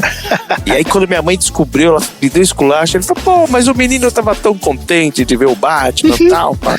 Então, tinha essas coisas. E eu sempre fui muito vidrado, né? Quadrinho e tal. Então, eu peguei o começo ali da editora Abril, o Jorge Pérez desenhando os Titãs, muita coisa assim, o José Luiz Garcia Lopes, eu pirava naquilo ali. A Liga da Justiça, pra mim, é o melhor supergrupo de todos os tempos até hoje, né? Não, os Super Amigos? Não. Os Super Amigos, não. O da Liga da Justiça mesmo, de verdade. A de menino grande, né? Eu gosto da Marvel e tal, não tenho nada contra a Marvel, mas eu fui muito calcado com a DC. Então eu acompanhava muito mais os quadrinhos da DC Comics do que da Marvel. E aí eu caí ali mais ou menos ali no começo, ali tava acabando aquela fase de reedições dos anos 70 e entrando já um pouco nos anos 80. E aí veio a Crise nas Infinitas Terras, que é uma baita de uma série, acho que é talvez a maior de todos os tempos, que foi um trabalho hercúleo do Jorge Pérez, do Marv Wolfman. Mas veio um cara que, até por conta desse delay das entregas pro Brasil, né, às vezes a cronologia é uma coisa maluca, veio um cara chamado John Byrne. Nossa, John Byrne. Eu já tinha visto os traços dele no Homem-Aranha, no Quarteto Fantástico, vou falar mais um pouquinho, mas esse cara, ele veio para redefinir o Super-Homem, e é sobre ele que eu vou contar um pouquinho para vocês aqui no meu assunto aleatório. John Byrne. Maravilha, vamos falar do John Byrne. Bom, o John Byrne, como dizem por aqui, é um desenhista, roteirista, argumentista, nascido em 6 de julho de 1950, nascido na Inglaterra, porém naturalizado canadense. Começou nos quadrinhos da Charlton Comics, que o Tom falou lá no começo, a gente citou lá no episódio do Watchmen. E quem quiser mais detalhes lá sobre a Charlton, é só correr lá. Mas em 75, ele já foi pra Marvel, né, desenhando o Drácula, né, que lhe cedo da Authority, não, né, o código de conduta dos quadrinhos lá, Comic Code, ficou muito mais difícil de fazer super-heróis. Então, muitas histórias de terror estavam crescendo, né? Ele foi desenhar o Drácula, logo depois ele foi fazer pasmem, Punho de Ferro. Sim, pequeno Padawan, Punho de Ferro já era existente nos anos 70, né? E ele tinha um traçado muito mais moderno ali, muito inspirado no Neil Adams, que ele, né, até citou como influência, né? Assim como citou Jack Kirby, John Buscema e Steve Ditko, né? E assim como o Punho de Ferro ficou mais famoso, né, pro grande público décadas depois da série do Netflix, ele também trabalhou no título do Star-Lord, O Senhor das Estrelas, que também saiu de personagem bucha para astro da Marvel com o filme dos Guardiões da Galáxia, né? Mas o que colocou esse cara mesmo no seu auge foi sua passagem pelos X-Men, como a gente falava antigamente no Brasil. Sim. Em parceria com o Chris Claremont, onde a gente pôde ler clássicos como a Saga da Fênix e Dias de um Futuro Esquecido, que foi pro cinema também. Ainda nos X-Men, ele criou um grupo canadense, né, puxando um pouquinho ali para suas origens, a Tropa Alpha, né, que foi um baita sucesso também. Uma das fases que eu gosto mais dele mesmo foi do Quarteto Fantástico, que ficou entre 4 e 5 anos com ele fazendo os argumentos e fazendo o desenho também, que era sempre calcado em histórias de ficção científica e muito assim fora do comum para aquela época, né? Foi nessa época também que a Mulher Hulk substituiu Coisa durante um tempinho, devido ao isolamento do Coisa no mundo do Beyonder, nas primeiras Guerras Secretas, para quem acompanhou aí a saga das Guerras Secretas. Uma saga menorzinha que a Marvel fez lá às pressas, depois que a DC falou que ia fazer Crise nas Infinitas Terras. Mas um lance legal, que eu achei também bacana, foi que ele foi fazer histórias do Indiana Jones pra Marvel também, e também fez o Hulk. O Hulk é um personagem que, na verdade, eu nunca gostei, mas com ele à frente eu achei muito bacana, né? Ele é um cara que ele é conhecido por não ter medo de abalar muitas estruturas, ele não tem muita... Não é respeito, mas ele não tem medo de mexer em vespeiro, né? Ele sai do senso comum e ele até, para fazer isso, ele exige uma certa liberdade criativa quando ele vai fazer os seus roteiros, quando ele vai pegar algum projeto desse tamanho. E era uma coisa que a DC estava procurando naquela época, porque eles tinham que revitalizar o universo depois da Crise das Infinitas Terras, que foi quando zerou toda a cronologia. Então, o que a gente viu de Superman, Batman, nos anos 30, 40, 50, morreu tudo, né, ou grande parte. A cronologia foi toda zerada e ficou a cargo do John Byrne, por convite lá do Dick Giordano, que era o mega boss lá da DC, para contar a origem do maior super-herói de todos os tempos. Sim, Andrezinho, o maior super-herói de todos os tempos, tornando ele mais humano do que kryptoniano. Explico alguns pontos. Os kryptonianos, até então, nessa nova versão, eles não eram gestados de uma forma natural, e sim artificial. E eles até já nasciam com roupa, uma roupa que eles não trocavam nunca. Comiam só em cerimônias especiais, então eles tinham outra forma de alimentação. O pequeno Kal-El nasceu no momento que o seu foguete foi aberto na Terra. Portanto, nessa versão ele é tecnicamente terráqueo, que a gente vai falar um pouquinho mais lá à frente, porque isso aí deu polêmica também. Ao contrário do filme que a gente viu, ele ganhou a vaga de repórter no Planeta Diário quando fez a primeira entrevista com o Superman, o que levou a Lois Lane a ficar possuída da vida e não perdoar essa ação dele, mesmo ele não sabendo, durante muitos e muitos anos. O John Byrne também se inspirou no Lex Luthor do filme para criar o personagem mais pé no chão. Ele manteve a inteligência do carequinha, né, como já vinha, como cientista maluco e tal, e esguio, né, um corpo atlético, mas aí ele fez um cara mais gordo, um cara mais empresário mesmo, um empresário multimilionário que assediava a Lois Lane, quem chegasse mais perto dele. E quando o Superman chegou à cidade, a sua fúria por ele era guiada por esse lance de ele não ser mais o cara filantropo de Metrópolis. Todo mundo tá olhando pro Superman e não pra ele. Coisa que depois, quando criaram a lenda do Superboy, diziam que ele ficou pé da vida porque o Superboy não salvou ele de ficar careca. Antigamente a bronca do Lex Luthor era essa. Então ele fez uma coisa um pouco mais humana até com o Lex Luthor. Outro ponto é que o Batman não era mais o amigão dele, mas sim a sua contraparte entre luz e trevas aí, onde eles contestavam entre si os seus métodos, enfim. Depois acabaram virando parceiros, mas sempre com aquelas ressalvas, né?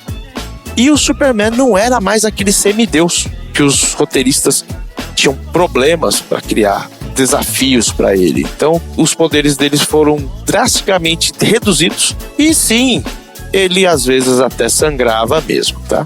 E também, em adição aqui, depois do nosso episódio, ele explicou também o que é a radioatividade da Kryptonita, né? Na verdade, no filme e nas histórias iniciais, o que fez Krypton explodir foi o Sol vermelho de Krypton. Na versão do John Byrne, o metal, que é a Kryptonita, fez com que o núcleo do planeta ficasse instável e aí explodiu. Né? Então, por isso que a Kryptonita é nociva para quem é de Krypton, e os kryptonianos também tinham um problema. Eles não podiam sair do planeta, por isso que eles não teve uma invasão, né? Existiu todo aquele lance de questionamento do Jor-El, mas eles não podiam sair do planeta porque eles morriam fora do planeta. Então ele acabou amarrando bastante coisa. Mas enfim, o John Byrne era uma máquina de trabalho, escreveu, roteirizou 2 revistas mensais dele, a série que contou essa origem, desenhou uma outra saga chamada Lendas, que reintroduziu o Darkseid, recriou a Liga da Justiça, que depois ficou conhecida como a Liga da Justiça Cômica, né, pelo Keith Giffen e o J.M. DeMatteis. Entre 87 e 88 ele voltou pra Marvel, trabalhou no Stigma, no novo selo da Marvel também, trabalhou nos Vingadores, Mulher Hulk, e fazia aquele lance que a gente viu na série da Mulher Hulk, de quebrar a 4ª parede, ele que introduziu nos quadrinhos e acabou indo pras telas também. Trabalhou com Namor, Homem de Ferro, enfim. Já nos anos 90, ele começou a trabalhar um pouco mais fora do mainstream, fazendo personagens próprios, e também roteirizou ajudou nos roteiros do Hellboy, que tinha acabado de ser criado, né? Depois disso ele voltou pra Marvel, trabalhou sempre com projetos fechadinhos, nunca fez nenhum contrato grande, voltou a trabalhar com o Superman, então ele poderia trafegar em várias editoras. Fez uma série sensacional chamada Gerações, né, que conta a história do Batman e do Superman a partir de 1938, e o tempo passa de uma forma normal, né? Então eles têm filhos, netos, bisnetos e tal, e acabam virando imortais mesmo, enfim. Pra mim, o John Byrne tá entre os melhores desenhistas de todos os tempos, junto com George Pérez, Todd McFarlane. Eu gosto muito do Terry Austin, do Michael Turner, que acabou falecendo, mas ele era uma pessoa muito controversa.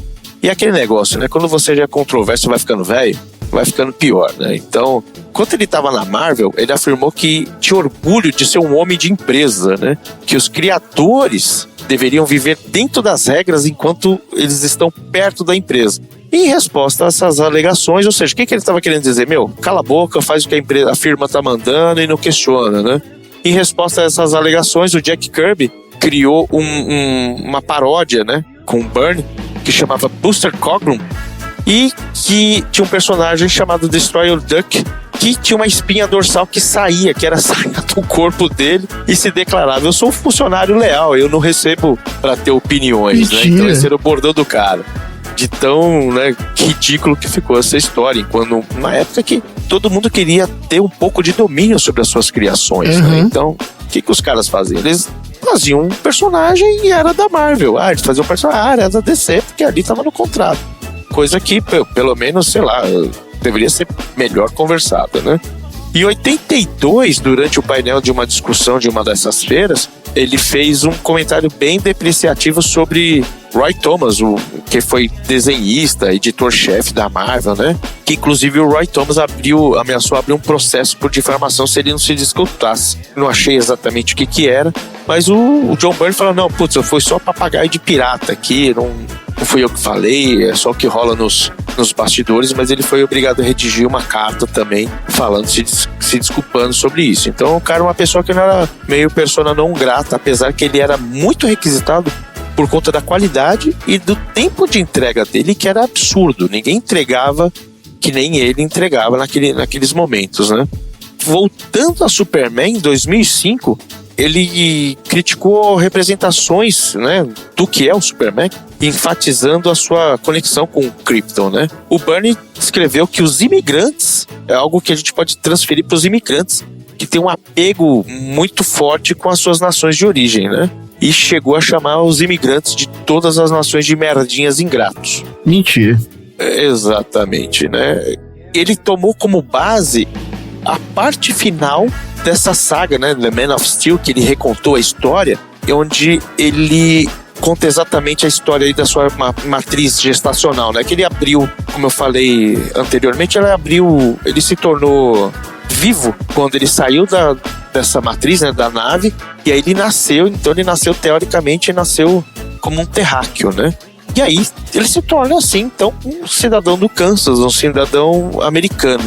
E a minissérie, ele termina com a frase que diz o seguinte: Krypton me criou, mas foi a Terra que me deu tudo que eu sou. Então isso é tudo que importa. Em cima dessa frase, ele quis dizer o quê? Que os imigrantes que são estabelecidos nos Estados Unidos, eles têm que esquecer o seu país de origem e têm que se dedicar aos Estados Unidos. Então essa foi uma frase extremamente controversa da vida dele. Não para por aí. Recentemente, 10 anos atrás, ele também recebeu muitas críticas quando ele afirmou que pessoas trans são doentes mentais e comparadas a pedófilos, né? Ele declarou que como nos sentiremos em relação a todas aquelas pessoas que, em vez de realmente ajudá-las, a gente incentiva elas a programas de automutilação. Então é isso, né? John Byrne, um cara que eu admiro enquanto artista, se torna mais um Neil Gaiman, que estourou, né?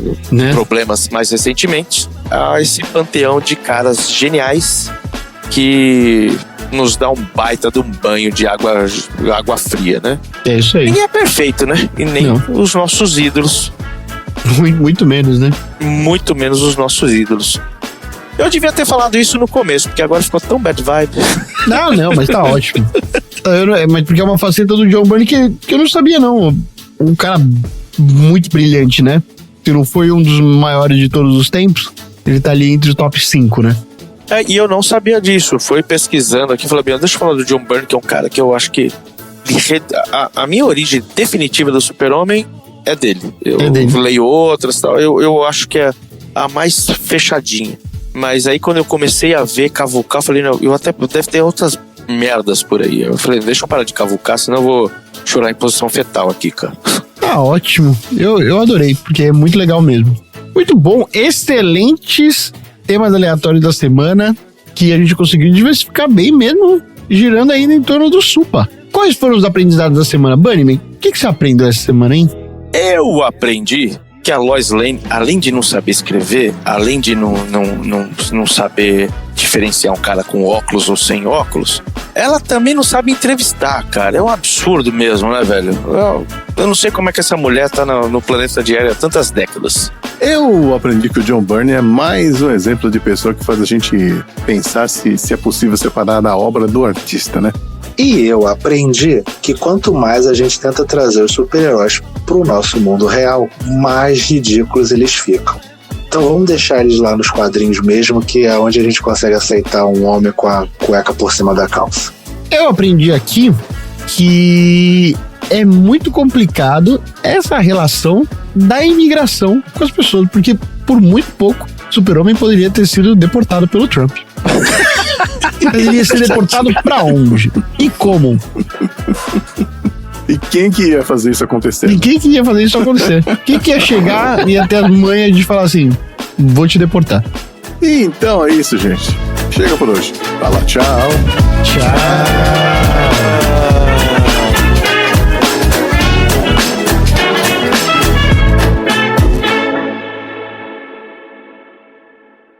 Fim da sessão.